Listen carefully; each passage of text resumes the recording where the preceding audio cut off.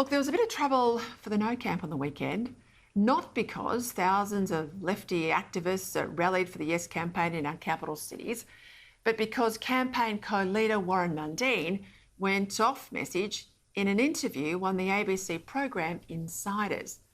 Now, Mundine seemed to agree that a defeat for the Voice referendum would mean more treaties, not less, and seemed to be in favour of changing the date of Australia Day. That didn't stop Yes campaigner Professor Megan Davis from accusing the ABC of bias for even putting Mundine on the program. Her now deleted tweets are extraordinary. I'd even say they're getting pretty close to being hysterical, upset as she was that Jacinta Price did the press club and that other No campaigners like Mundine were getting a run on the ABC, as if the ABC isn't wall-to-wall Yes campaigners on most days. Yet putting the Yes campaign's hyperventilating to one side, while Mundine might have been a bit clumsy with his language, it's important to properly understand what he meant.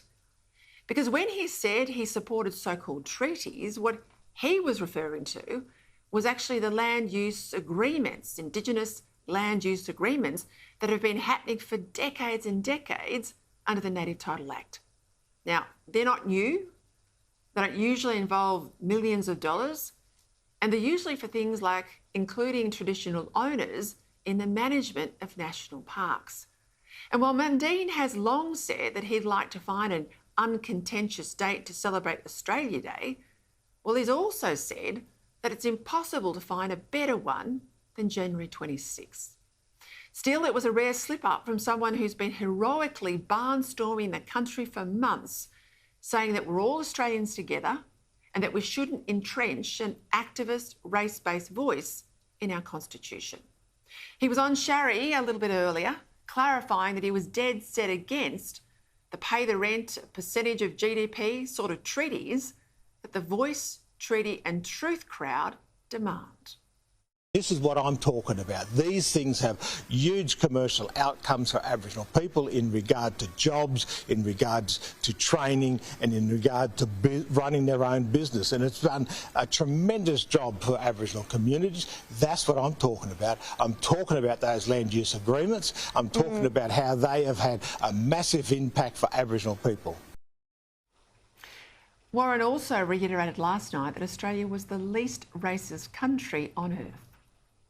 How do we make Australia a better place? How do we make Australia, which is one of the greatest liberal democracies in the world, as well as it has been one of the greatest multicultural, multi-racial, multi-faith country in the world, about how we handle it. In fact, we're one of the most less racist countries in the history of humanity.